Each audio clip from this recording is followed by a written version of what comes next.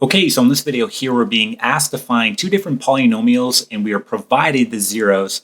So let's talk about how we're going to do our first example here. And this one's going to be very simple. And then the next example will be a bit more complex. And actually, we're going to have complex zeros on our next example. But first, let's talk about an easy example and then we'll go to the more difficult example. So here are your zeros. You can see that it's already solved. And they want the polynomial, and in particular, they want two polynomials. So what you want to do here, you want to put this back in factored form. So first, let's focus on just getting one polynomial, and then we'll talk about how we'll get that second polynomial. Your first step here is put it back in factored form. In other words, where did this x equals 2 come from? Well, that came from x minus 2 in factored form. So you can write it as x minus 2. Looking at this zero right here, you can write it as x plus 3. And then this one right here will be x minus 4. Again, just putting it right back in factored form.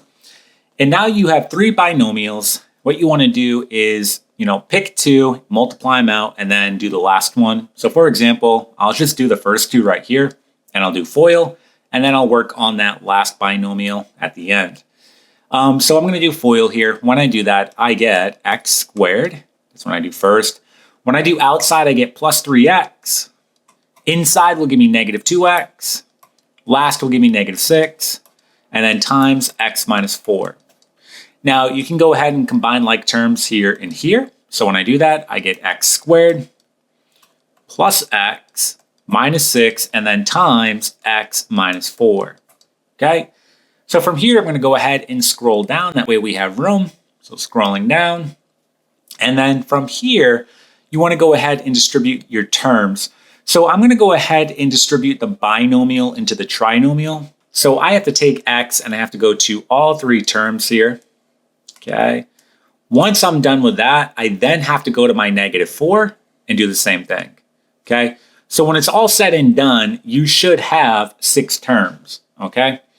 So why don't we go ahead and do that? Doing x times x squared will give me x cubed. So I get x cubed. X times x will give me plus x squared. X times a negative 6 will give me negative 6x. Now going on to negative 4. Negative 4 times x squared will give me negative 4x squared. Negative 4 times x will give me negative 4x. And then finally, a negative 4 times a negative 6 will give you positive 24. So plus 24. And then you want to go ahead and combine like terms from here. Let me go ahead and scroll down. So I have like terms here and here. I also have them here and here. So x cubed, I can't do anything with that. So I'm going to go ahead and write x cubed.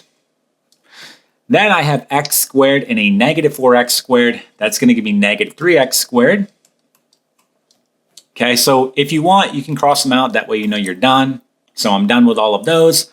A negative 6x and a negative 4x, that will give you negative 10x. So negative 10x, we're done here. And then finally, a positive 24. So here is one polynomial with those zeros, right? I'm going to go ahead and box it in. However, they were asking for 2. So this is the easy part. You did the hard part already. To get that second polynomial, all you have to do is change your signs. Because if you change all of your signs, what's going to end up happening, you're going to have a reflection across the x, and that will give you a different polynomial, but it will still have the same zeros. So all I have to do is change all of my signs. That will be a reflection across the x, and that will give me my new polynomial with the same zeros. So I'm going to go ahead and write here negative x cubed plus 3x squared plus 10x, and then minus 24. And there it is. Okay, here's the other one. All right, let's try an example that is a bit more challenging now. So here's our next example, and this one's going to be a bit more challenging because we have a complex zero here. Now this can be tricky. They gave you one complex zero, but you have to understand where a complex number comes from or an imaginary number, and that is the square root of a negative number. So when you take the square root of a negative number, we know that it's always going to be plus or minus. So in other words, if you have x is equal to 3 minus I, that means x is equal to 3 plus I must also exist, so you have to include it. Okay, that can be tricky. So if they do not include it, you have to include it. So what I'm going to do here, I'm going to keep my complex factors together, and I'm going to keep my real factors together, and I'm going to multiply it out that way. So for example, here's my first 0. I'm going to go ahead and put it in factored form. That will give me x minus 3 and then plus I. And then I'm going to take my other complex factor right here, and I'm going to put it right here next to the other one. So I'm going to say here x minus 3, and this will give me negative I. So again, I'm keeping the complex factors together, and then my real factors will be x minus 5, and then x minus 1. So the way that I'm going to do this problem, I'm going to go ahead and multiply out these complex factors. Then I'm going to multiply out these real factors, and then from there, I'm going to combine it all together. And that will just help you stay organized. But again, you can multiply in any order, so technically it doesn't matter, but this is the way that I'm going to do it. So if we multiply out these complex factors, you're going to end up with 9 terms at the end, okay? So let's go ahead and do that. I have to do x times x. That will give me x squared, okay? Then I do x times a negative 3, negative 3x. X times a negative I, negative ix. Now I go on to my next term. Negative 3 times x, I get negative 3x. Negative 3 times a negative 3, positive 9. Negative 3 times a negative I, that will give me positive 3i. And then again, I go to my last term now. So I times x, I get plus ix. I times a negative 3, I get negative 3i. And then I times a negative I get negative I squared. Now, remember, I squared is really going to be negative 1. So this part right here is actually a negative 1. And so if I have a negative 1 times a negative right here, you're going to end up with positive 1. So what I'm going to do here, I'm going to rewrite this term as positive 1. Okay? And from here, we want to clean it up because you're going to have terms that will cancel out. So for example, I have negative ix and positive ix. They cancel each other out. So gone and gone. I also have a positive 3i and a negative 3i. Those cancel each other out. So gone and gone. And so you're going to be left with the following. You'll get x squared and then negative 3x and a negative 3x. That will give you negative 6x. So we're done, done, and done. Then I have a positive 9 and a positive 1. So plus 10. And there it is. Okay. Now, I'm going to work on these two binomials. I'm going to FOIL it out, and we're actually going to do this in our head. So if I FOIL out these two binomials right here, doing first, I get x times x, I get x squared. Outside and inside. So when I do outside, I get negative x. When I do inside, I get negative 5x. So if I combine a negative x and a negative 5x, I get negative 6x.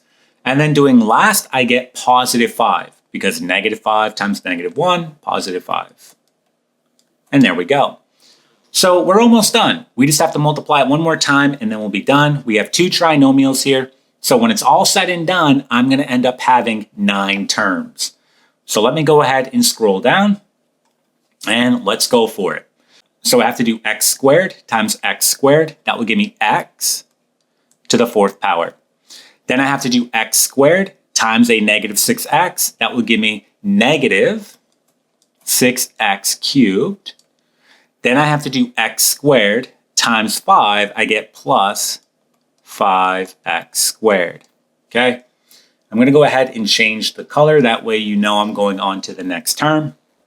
So negative 6x times x squared, that will give me negative 6x cubed. Negative 6x times a negative 6x, that will give me plus 36x squared. And then negative 6x times 5, I get negative 30x. So negative 30x, okay? We just have to do that last term, which is going to be 10, and then we'll be done. So 10 times x squared, I get plus 10x squared. 10 times a negative 6x, I get negative 60x. And then 10 times 5, I get plus 50. Okay, so from here, we want to go ahead and combine like terms, and then we'll be done. So x to the 4th power, I can't combine that with anything. So I'm just going to go ahead and write it. So done. Now I go on to x cubed. So I have a negative 6x cubed. I have a negative 6x cubed here as well. When I combine them, I get negative 12x cubed. So these are gone. Then I go on to x squared. So 5x squared plus 36x squared will give me 41x squared. So we're done with these. We're at 41x squared. And then I have a 10x squared. That will put me at 51x squared. So plus 51x squared, and we're done here. Now we're going to move on to x. So I have a negative 30x and a negative 60x. That will give me negative 90x. So negative 90x. So we're done and done. And then finally, I have that constant plus 50. Can't combine it with anything. So I just put it on the end. And so from here, you're done. This is the polynomial with the following zeros, but they want 2. So again, all we have to do here is change all of our signs. That will be a reflection across the x, giving us a new polynomial. But again, it will still have the same zeros. So writing our second polynomial, we're going to get the following. We get negative x to the 4th power plus 12x cubed minus 51x squared plus 90x and then minus 50. Again, just changing all the signs, and that will give us the new polynomial, but it still has the same zeros, right? And that's going to be it. So I hope that you found the video helpful. I hope that you gained something from it. If this video did in fact help you, if you could just go ahead and give it a thumbs up, that'd be greatly appreciated. Also, make sure you subscribe. That way you get more math videos in the future, and I'll see you in the next one.